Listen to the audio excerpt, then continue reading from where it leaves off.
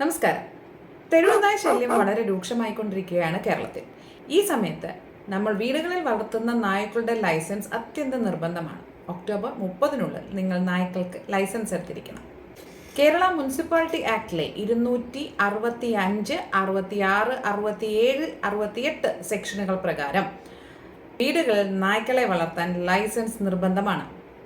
വളർത്തു നായ്ക്കൾക്ക് ലൈസൻസ് എടുക്കാൻ എന്തൊക്കെ ചെയ്യണം എന്നുള്ള സംശയം ഒത്തിരി പേർക്കുണ്ട്. ചില മുനിസിപ്പാലിറ്റികളിലും കോർപ്പറേഷനിലുമൊക്കെ ഓൺലൈനിൽ ഈ സൗകര്യം ലഭ്യമാണ്. മറ്റു ചിലയിടങ്ങളിൽ നേരിട്ട് ചെന്ന് അപേക്ഷാ ഫോറം വാങ്ങിച്ച് ഏകദേശം ഇതുപോലെ ഒരു അപേക്ഷാ ഫോറം ലഭിക്കുന്നതായിരിക്കും. അതിനകത്ത് അപേക്ഷകന്റെ പേര്, വീട്ടു നമ്പർ, അപേക്ഷകന്റെ തിരിച്ചറിയൽ രേഖ. ഏറ്റവും പ്രധാനമായി ഇതിനോടൊപ്പം വെക്കേണ്ട ഒരു കാര്യമാണ് നായ്ക്കൾക്ക് വാക്സിനേഷൻ എടുത്തതിൻ്റെ രേഖ. വാക്സിനേഷൻ എടുത്ത നായ്ക്കൾക്ക് മാത്രമേ ലൈസൻസ് ലഭിക്കുകയുള്ളൂ എന്ന് പ്രത്യേകം പറയേണ്ടതില്ല. അപ്പോൾ വളർത്തു നായ്ക്കൾക്ക് നൽകിയിട്ടുള്ള വിഷബാധ പ്രതിരോധ കുത്തിവയ്പ്പ് വാക്സിനേഷൻ, അവസാനം പട്ടിക കുത്തിവയ്പ്പ്, അതായത് വാക്സിനേഷൻ നൽകിയ തീയതി, ഇനി നൽകേണ്ട തീയതി, വാക്സിനേഷൻ നൽകിയ വെറ്റിനറി സർജൻ്റെ അല്ലെങ്കിൽ വെറ്റിനറി ഡോക്ടറുടെ ഡീറ്റെയിൽസ്.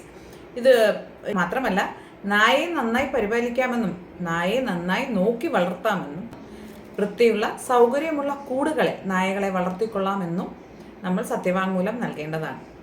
നമ്മുടെ നാടിൻ്റെ പൊതുവായ താല്പര്യത്തിന് ഇത്തരം ചില നിയമങ്ങൾ അത്യന്താപേക്ഷിതമാണ്.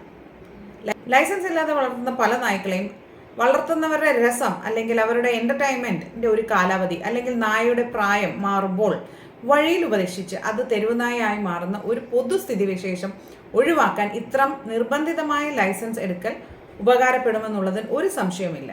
നിങ്ങൾ ലൈസൻസ് എടുക്കാതെ നായയെ വളർത്തുന്ന ഉടമസ്ഥർക്ക് പിഴ ചുമത്തുന്നതായിരിക്കും. ഒരു പ്രാവശ്യത്തെ പിഴയല്ലേ ഉള്ളൂ എന്ന് വിചാരിക്കരുത്.